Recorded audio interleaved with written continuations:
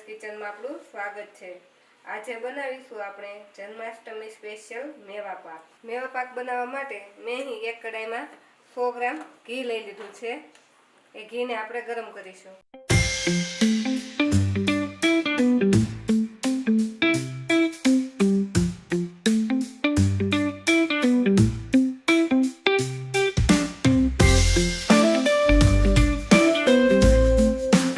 અહીં મેં 50 ગ્રામ ગુંદ લીધો છે। આપણું ઘી ગરમ થાય એટલે એમાં આપણે ગુંદને તળી લઈશું। ગુંદ આપણે 2 વાર અડધો અડધો તળીશું। જો એક સાથે ગુંદ નાખી દઈશું તો તે બધો તળાશે નહીં, એની અંદર કાચો રહી જશે। એટલે આપણે એને 2 વાર અડધો અડધો કરીને તળી લઈશું।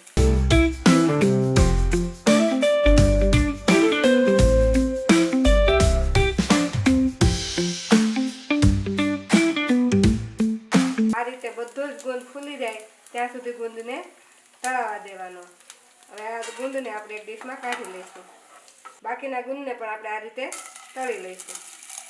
આપણો બધો ગુંદ તળાઈ ગયો છે, તો હવે એ ઘીમાં આપણે 50 ગ્રામ બદામ મેં લીધી છે, તેને આપણે તળી લઈશું।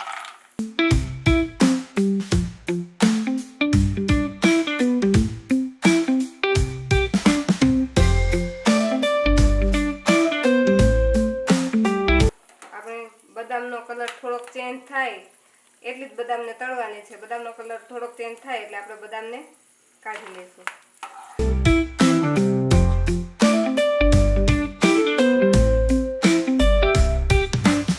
અને હવે આપણે 50 ગ્રામ કાજુને તળી લઈશું।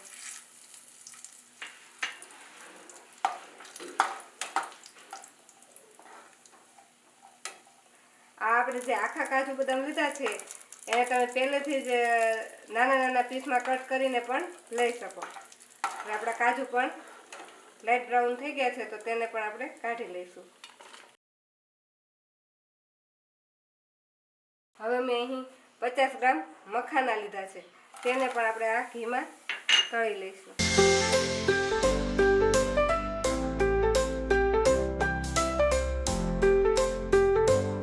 મખાનાને આપણે તળીએ તો તે એકદમ ક્રિસ્પી થઈ જાય અને એનો સારી રીતે આપણે ભૂકો કરી શકીએ।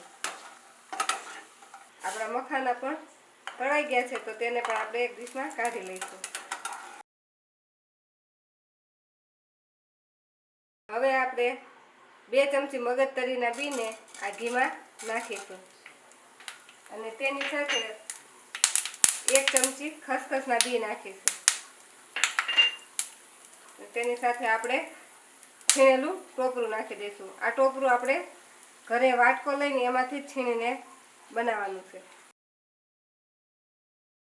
આપણે સારી રીતે મિક્સ કરી દઈશું અને આનો પણ થોડો કલર ચેન્જ થાય ત્યાં સુધી આપણે શેકી લઈશું। અને એમાં નાખી દઈશું આપણે 50 ગ્રામ જેટલી દ્રાક્ષ। આ બધાને આપણે સારી રીતે શેકી લઈશું।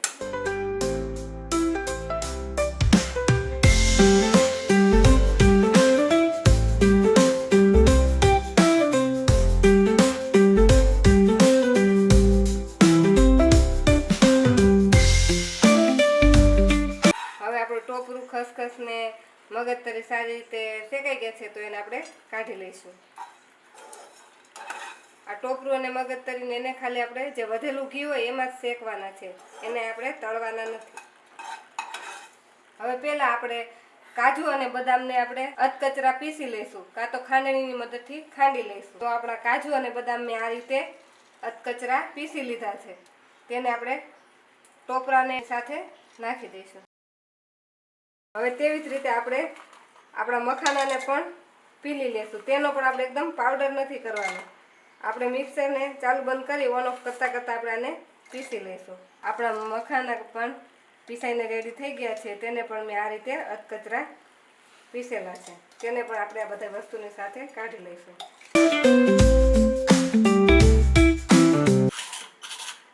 હવે આપણો ગુંદ પણ સારી રીતે મેશ થઈ ગયો છે। હવે આપણે બધી જ વસ્તુને મિક્સ કરી દઈશું। આ બધી વસ્તુને આપણે સારી રીતે મિક્સ કરી દઈશું। આમાં તમે કોઈ પણ વસ્તુનું માપ વધારે ઓછું કરી શકો એમ। તમારે કઈ વસ્તુ ન નાખવી તો તે ન નાખો તો પણ ચાલે। તો હવે આપણે આમાં કેટલી ખાંડ નાખશું એનું આપણે માપ જોઈ લઈશું. તો આપણે આ મિશ્રણ છે તેને વાટકીથી ભરીશું કે તે કેટલી વાટકી થાય છે એમ. તો આપણે ગમે એ માપથી એક વાટકી ભરીશું અને જેટલી વાટકી એ થાય એનાથી અડધી આપણે ખાંડ નાખીશું. તો આપણું આ મિશ્રણ 3 વાટકી જેટલું થાય છે. તો આ 3 વાટકી મિશ્રણ સામે આપણે જે માપથી મિશ્રણ ભર્યું છે એ માપથી આપણે 1.5 વાટકી ખાંડ લઈએ. હવે આપણે મેવા પાકની ચાસણી બનાવવા માટે એક પેન લઈ લઈશું અને તેમાં આપણે 1.5 વાટકી ખાંડ નાખીશું. 1.5 વાટકી ખાંડ લીધી છે તો તેની સામે આપણે ખાંડથી અડધું એટલે કે પોણી વાટકી પાણી નાખીશું અને હવે આને ધીમા ગેસ પર ચાસણી લઈ લઈશું.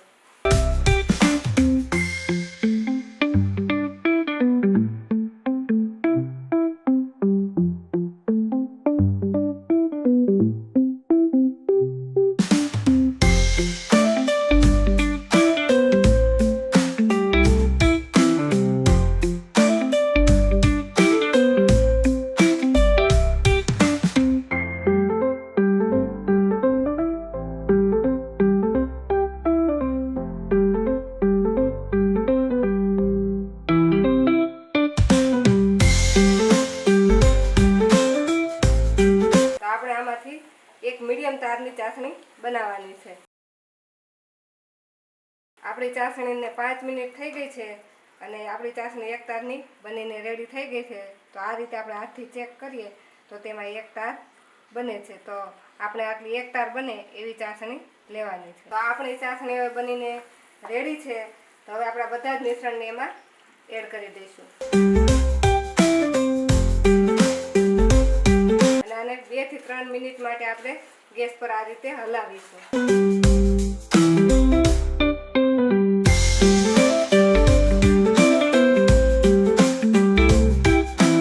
2 થી 3 મિનિટ માટે આપણે ગેસ પર હલાવીશું એટલે બધી જ ચાસણી આપણા મિશ્રણ સાથે બરોબર મિક્સ થઈ જશે.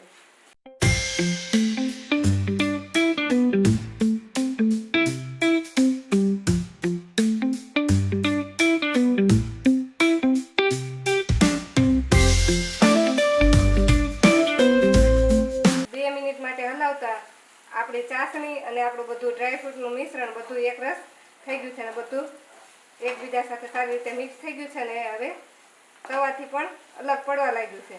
તો હવે આપણે ગેસને બંધ કરી દઈશું અને થોડી વાર માટે બંધ ગેસ કરીને આને હલાવીશું. હવે તેમાં નાખીશું આપણે અડધી ચમચી સૂંઠનો પાવડર. સૂંઠના પાવડરની સાથે તમે ઇલાયચીનો પાવડર અને જાયફળનો પાવડર પણ નાખી શકો. હવે આને આપણે સારી રીતે હલાવી લઈશું અને થોડીક વાર માટે આ રીતે હલાવતા રહીશું.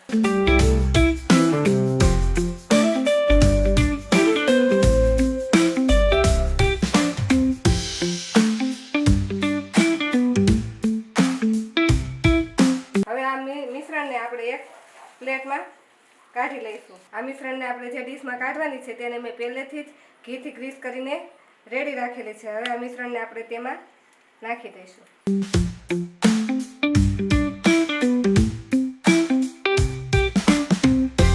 ચમચાની મદદથી આને આપણે સારી રીતે આમ સ્પ્રેડ કરી દઈશું.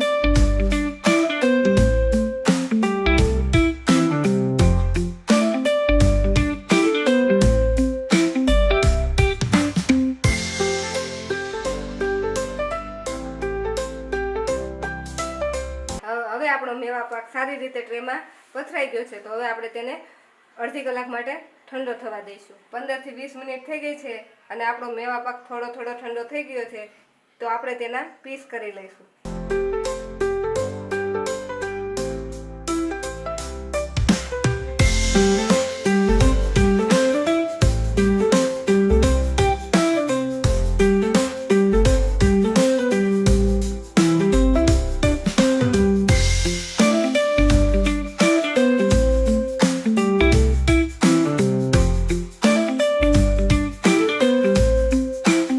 પાકના બધા જ પીસ પડીને રેડી થઈ ગયા છે.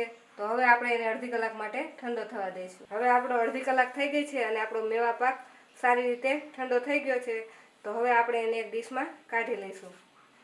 તો આ રીતે આપણે બટર પેપરને ઊંચું કરીશું તો એ આસાનીથી બધો જ મેવા પાક નીકળી જશે. અને તેને આપણે આ રીતે એક એક પીસ કરી અને ડીશમાં લઈ લઈશું. હવે આપણે બધા જ પીસને આ રીતે એક ડીશમાં લઈ લઈશું. આપણો મેવા પાક બનીને રેડી થઈ ગયો છે.